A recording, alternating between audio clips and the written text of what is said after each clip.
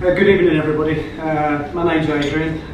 As Mark said, I am a patient of Choose Health. Really pleased to be at this wonderful facility. The last time I came up to see Jack, he didn't look quite like this. Did it, Jack? He was at the previous venue. That's right. I didn't come upon Choose Health first. In fact, Choose Health was the last people that I saw on my journey during chronic pain. I'm one of them sort of people who tried everything else, and eventually I ended up with Choose Health, and I can tell you the reason why in my story. I used to be a firefighter and I used to be a Royal Marine, and I was injured in both of them jobs. The injuries as a firefighter resulted in me being medically discharged, and obviously that kind of had a massive impact on my life. I had multiple surgeries, and following the surgeries I developed chronic pain, persistent pain.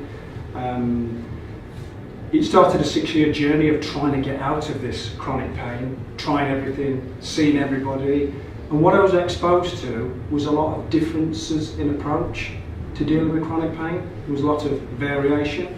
So I'd go to one so-called back expert, they'd have a different approach from the other person I saw for back pain. And there was a bit of a pattern in wherever I went. There was no consistency in what I was being told, which you can imagine is very frustrating, especially when you're paying money to try and get help. And all I wanted was to be out of pain. So what I did was I started to search myself, Dr. Google, going on there, and looking for my own remedies and educating myself, trying to understand why I was still in pain. And I don't know if anybody here who is a patient and who's kind of done that sort of thing, it can be quite taxing to keep looking around and sourcing someone that can help you. You've tried the pharmaceuticals, I've tried the surgery, I've been to see various experts, and while I was on there, I happened to come across the Physio Matters podcast. And it kind of sparked my interest because I was listening to someone who was challenging some of these so-called practices that weren't really validated by anything else, but they just seemed to be the right sort of treatments for particular back pain. And the way it came across, I thought, I got to kind of meet this person, and I've got to try and, see them to see if they can help me.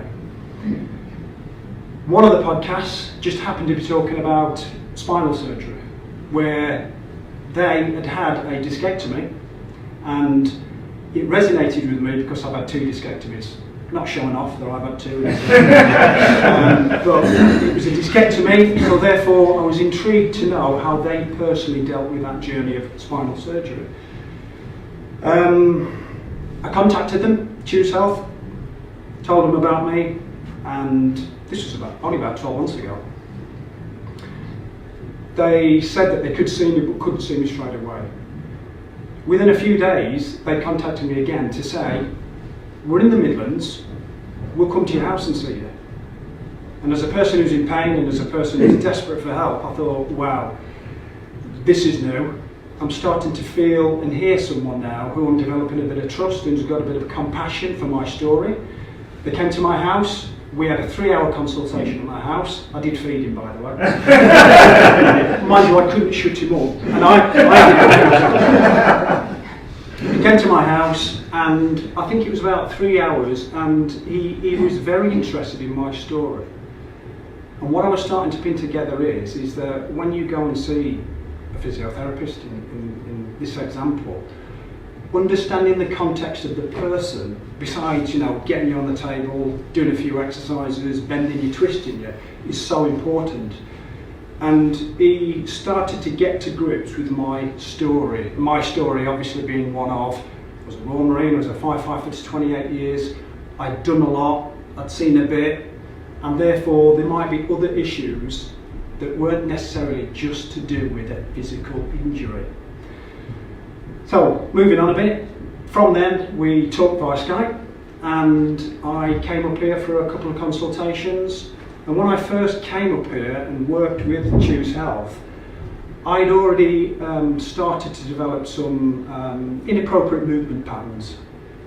I was very guarded in the way I sat, the way I moved, the way I walked. The classic example, I must demonstrate it, if I was to drop a pound on the floor, there was only one way of picking up that coin off the floor, as I thought, to protect my back, and it was in a very guarded, pick it up and move.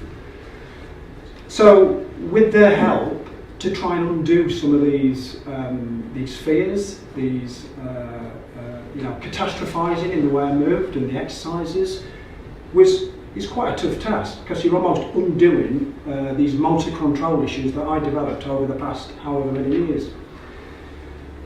One of the things that I liked is that there was no variation in what he was saying, and that kind of reassured me that the message was pretty consistent, and it reflected what I was already researching, because as we do, we look ourselves for answers, we'll talk to different people, and it seemed a quite refreshing and modern approach to pain science and to MSK issues in general.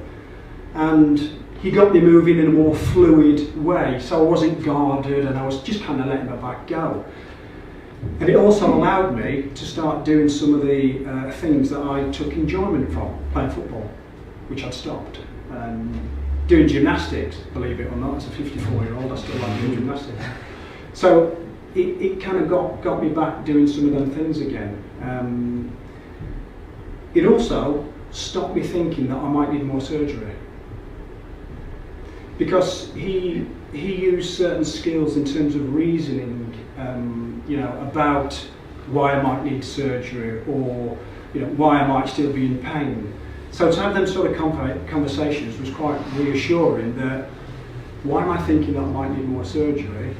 Why don't I just do the valued activities that I really want to do? And yeah, it was really useful.